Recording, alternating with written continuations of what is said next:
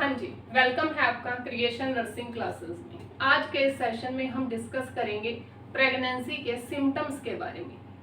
इससे previous video में हमने प्रेगनेंसी के प्रोबेबल, पॉजिटिव और प्रिजम्पटिव साइंस को डिस्कस किया था। आज हम डिस्कस करेंगे प्रेगनेंसी के ट्राइमेस्टर के अकॉर्डिंग जो सिम्टम्स आते हैं। तो जो पूरी प्रेगनेंसी का टाइम पीरियड रहता है उसे 3 ट्राइमेस्टर में डिवाइड किया गया है। तो फर्स्ट ट्राइमेस्टर, ये तीनों ट्राइमेस्टर 3 मंथ के होते हैं। जो फर्स्ट ट्राइमेस्टर है वो होता है प्रेगनेंसी का 1 से 3 मंथ का पीरियड। तो देखते हैं इस पीरियड में कौन कौन से सिम्टम्स प्रेग्नेंट लेडी के अंदर आते हैं। तो फर्स्ट वन जो सिम्टम आता है वो होता है एमेनोरिया। एमेनोरिया यानी कि प्रेग्नेंट लेडी को जो उसके मेंसेस हैं वो एब्सेंट हो जाते हैं, मेंसेस नहीं आते हैं। सेकंड होता है इसमें मॉर्निंग सिकनेस, यानी कि मॉर्निंग के टाइम जो प्रेग्नेंट लेडी है उसे नोजिया और वॉमिटिंग जैसी दिक्कत रहती है।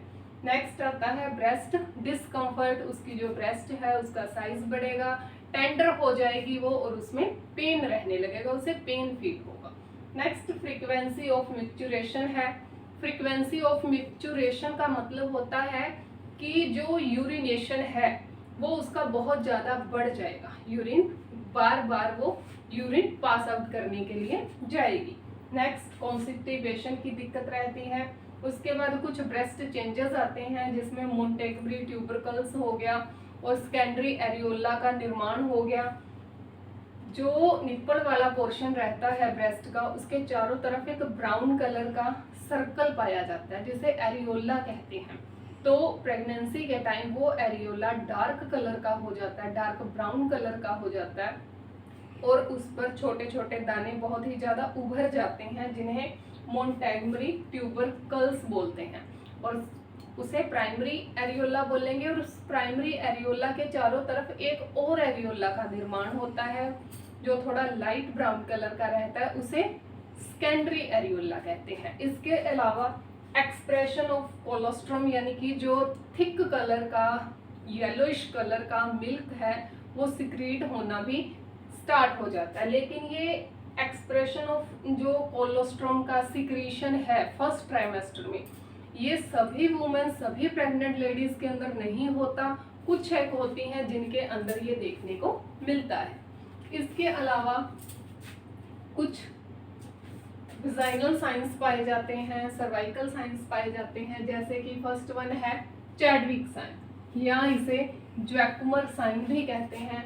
इसमें क्या होता है कि जो 8 वीक पे देखने को मिलता है।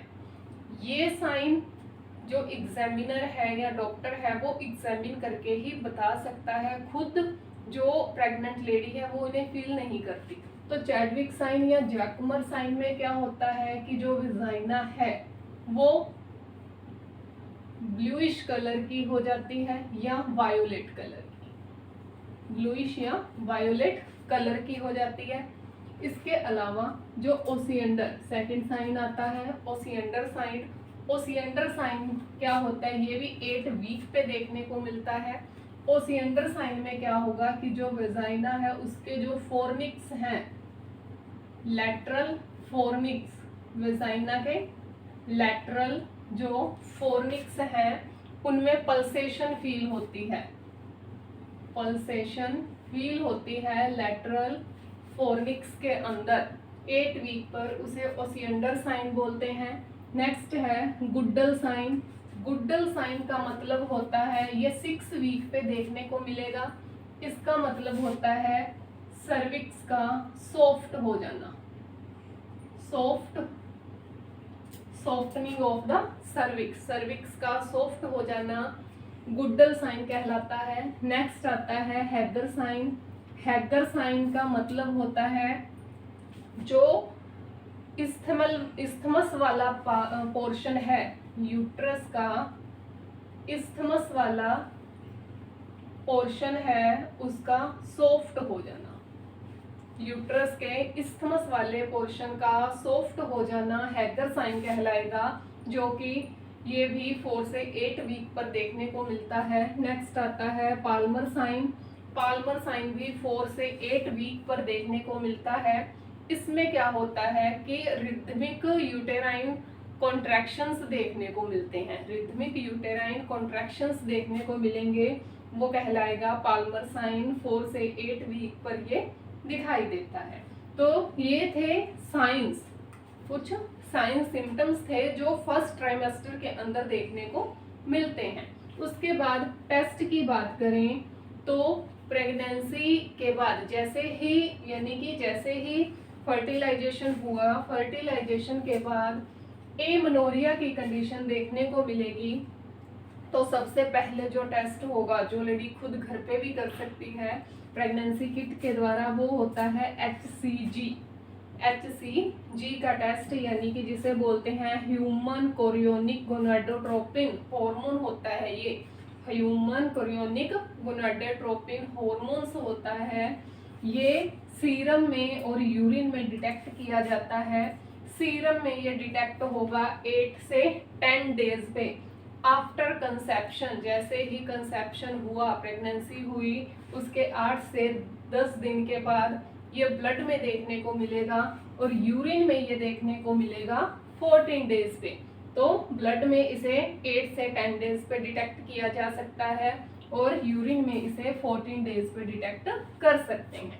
इसके बाद अल्ट्रासोनोग्राफी के द्वारा क्या क्या सिम्टम्स दिखते हैं, तो अल्ट्रासोनोग्राफी में एक तो इंट्राडेसिडुअल गैस्टेशनल सैक जो फिटस है, बनेगा भी, भ्रूण है जो, उसके चारों तरफ एक सैक बन जाता है जिसे गैस्टेशनल सैक बोलते हैं। इंट्राडेसिडुअल, डेसिडुआ क्या होती है, प्रेग्नेंट लेडी की जो एंडोमेट्रियम, यूट्रस की जो एंडोमेट्रियम लेयर है उसमें कुछ स्ट्रक्चरल चेंजेस आते हैं जिसे डेसिडुआ बोला जाता है। तो डेसिडुआ के अंदर क्या है, गैस्टेशनल सैक बन जाता है 4 वीक पर। डेज देखें तो 29 से 35 डेज पर। इसके बाद गैस्टेशनल सैक या योक सैक, अब इसके चारों तरफ थोड़ा एमनियोटिक फ्लूइड फिल होना स्टार्ट हो जाएगा, तो ये देखने को मिलता है 5 वीक पर। नेक्स्ट है फिटल पोल देखने को मिलेगा और कार्डियक एक्टिविटी, यानी कि फिटस का कुछ पोर्शन बना हुआ दिखेगा और उसकी कार्डियक हार्ट है जो उसकी एक्टिविटीज हम डिटेक्ट कर सकते हैं 6 वीक पर। इसके बाद है एम्ब्रियोनिक, अब एम्ब्रियोए बन चुका है तो एम्ब्रियोनिक जो मूवमेंट है उसे हम डिटेक्ट कर सकते हैं 7 वीक पर। ये अल्ट्रासोनोग्राफी के थ्रू ही हम डिटेक्ट कर सकते हैं, वैसे नहीं। तो फिटल हार्ट साउंड भी हम अल्ट्रासोनोग्राफी के द्वारा डिटेक्ट कर सकते हैं 10 वीक पर, यानी कि लगभग 2 मंथ और 14 डेज पर हम फिटल हार्ट साउंड सुन सकते हैं। किसके थ्रू, अल्ट्रासोनोग्राफी के थ्रू। तो ये था हमारा आज का कंटेंट, फर्स्ट ट्राइमेस्टर के अकॉर्डिंग प्रेगनेंसी के सिम्टम्स और किस टेस्ट के द्वारा इसे हम डायग्नोज कर सकते हैं। उम्मीद है आपको आज की जो वीडियो है वो अच्छी लगी होगी, तो प्लीज़ लाइक करें, शेयर करें, सब्सक्राइब करें। Thank you so much.